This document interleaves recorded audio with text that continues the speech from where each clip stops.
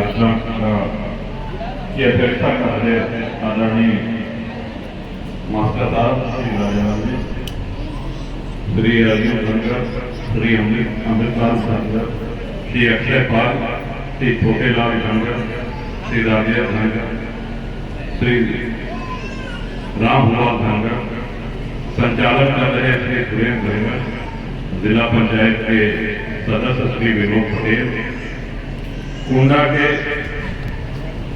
नवनिर्वाचित town area chairman के पति श्री शिवप्रसाद जी मिश्र, इंद्रदेव पटेल, आए हुए सभी सम्मानित साथी जो मंच पर और मंच के सामने बैठे हैं, आप सभी लोगों का अभिवादन, आप सभी का अभिनंदन। दो विषय हैं। तो पहले जो अधिकांश वक्ताओं की जो समस्या है, पहले हमारे विचार से उसको ले लिया जाए और उसके बाद फिर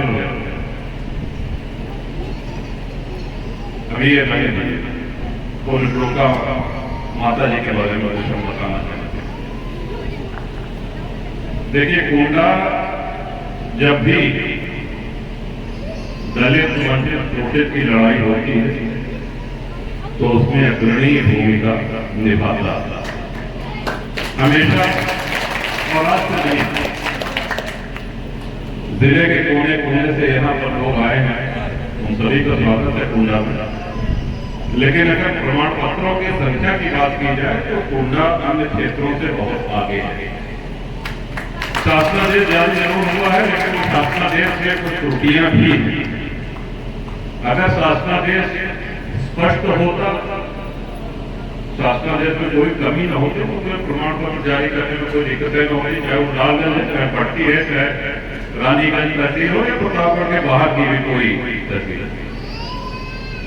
लेकिन आप इस लड़ाई को अपनी लड़ाई मान करके हर तरीके से लड़ने में हम सभी लोगों ने अपनी भूमिका निभाई है। यही वजह है कि पाल समाज को, धनगर समाज का जो प्रमाण पत्र जिसके लिए दर दर भटकना पड़ता है, उनको कुंडा में सर्वाधिक मात्रा गल को नहीं करते। और हम तो ये कहें कि जब भी आप लोग आए कि साहब भला अधिकारी नहीं सुन रहा है तो उसको सुनवाया गया, किया गया है और कहा गया है, बदनाम किया है। तो आगे के लिए भी आप लोग असामित रहें। रास्ते में अगर कोई कठिनाई आती है तो उस कठिनाई के निवारण के लिए आपके पास इतनी शक्ति है, आपके पास इतना बल है कि कोई भी रोड़ा, कोई भी अगर आपके गति को, आपके इस प्रवाह को रोक नहीं पाएगा। अब आ जाते हैं पुण्य श्लोका माता अहिल्याबाई जी के जीवन चरित्र। मल्हार राव होलकर बहुत बड़े योद्धा इंद्राव के महाराज और उनके पुत्र खंडेराव होलकर जिनकी धर्मपत्नी अहिल्याबाई, दोनों का उस समय निधन हुआ और कम उम्र में आप विधवा हुआ।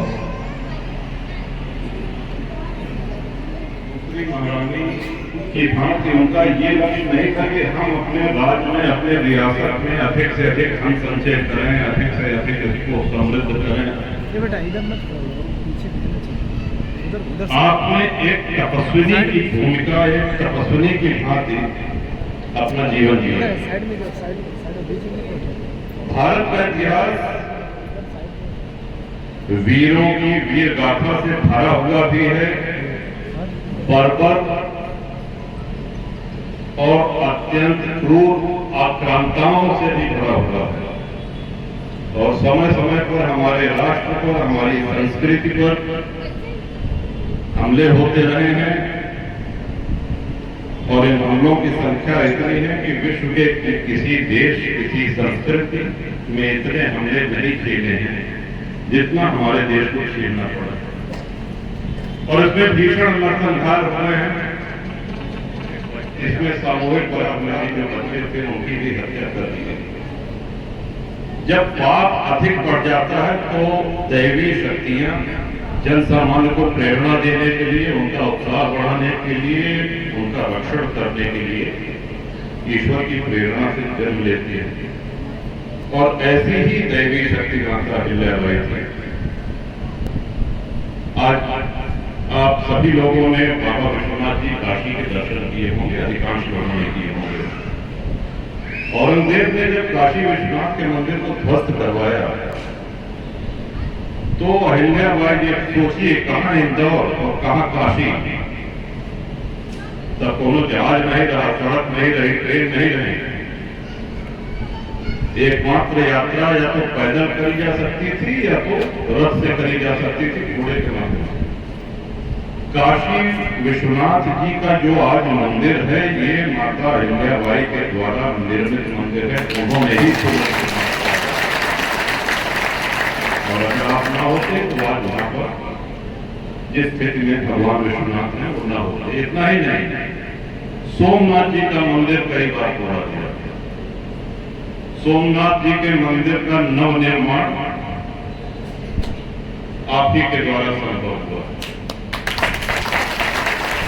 और जब आप काशी जाएंगे तो काशी विश्वनाथ के जो उत्तर का दरवाजा है, उसके बाहर एक बड़ी भव्य प्रतिमा,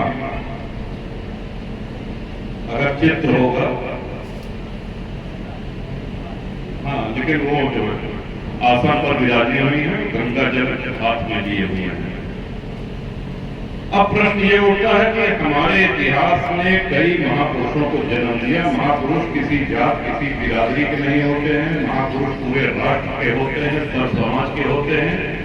और हर एक वर्ग, हर एक समाज के लिए उन्होंने काम किया और हर एक समाज को उनका लाभ मिला।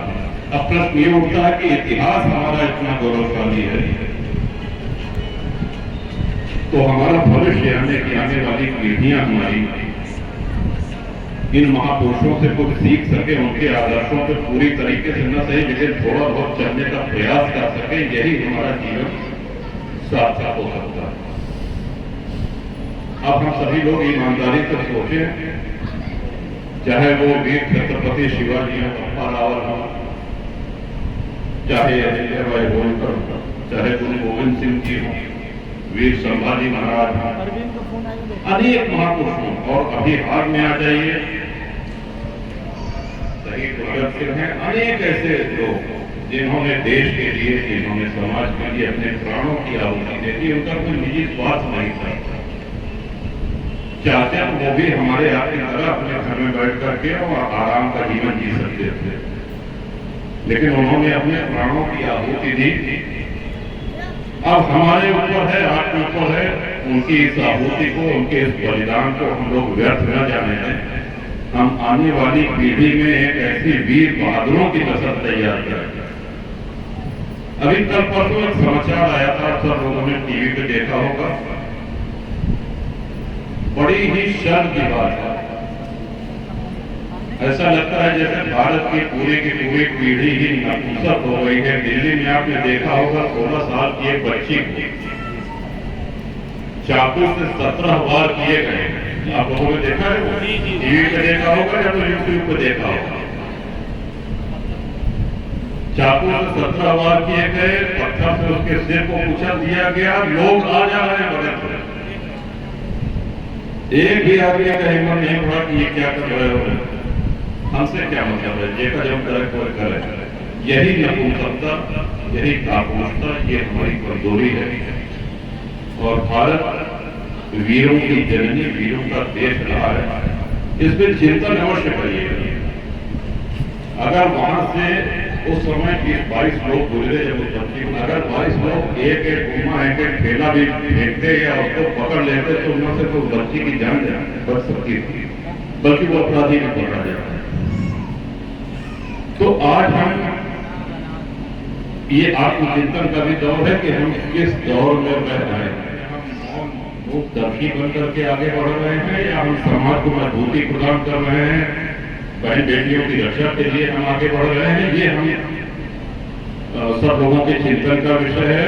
और आने वाली पीढ़ियां, 10 से हमारे बच्चे बच्चियां जो हैं, उनको महापुरुषों के बारे में, उनके आदर्शों के बारे में, उनकी जीवन यात्रा के विषय में बताना, उनको प्रेरित करना, ये हम सब लोगों का दायित्व है, ये हम सब लोगों की जिम्मेदारी है, जो हमको और आपको निभाना। यही सच्ची श्रद्धांजलि होगी माता अहिल्याबाई जी के प्रति। बाकी तो औपचारिकता में चाहे जितनी मालाएं पहना लीजिए, कोई मतलब नहीं है, जब तक उनके आदर्श, उनकी वीरता, उनका तप त्याग, उससे हम और हमारी आने वाली पीढ़ियां प्रेरणा मिलें, तब तक ऐसे कार्यक्रम सार्थक नहीं होंगे। मैं एक बार पुनः ऑल इंडिया धनगर समाज के सभी सम्मानित सदस्य जो यहाँ पर उपस्थित हैं, और शानदार कार्यक्रम आप लोगों ने कराया, इसकी बहुत बहुत शुभकामना सारे पदाधिकारियों को। और इसी कार्यक्रम के माध्यम से एक बार हमको अपनी महान ऐतिहासिक अनुभूति माता अहिल्याबाई के विषय में चिंतन करने का, उनके विषय में अपने विचार के विषय में बोलने का एक अवसर मिला, उनसे प्रेरणा लेने का एक अवसर मिला। इसके लिए आपको बार बार साधुवाद है, ढेर सारी मंगल कामनाएं। आज का ये जयंती समारोह हम सभी लोगों के लिए खाली हो, तो हम सब लोगों से प्रेरणा लें। इन्हीं शुभकामनाओं के साथ बहुत बहुत धन्यवाद।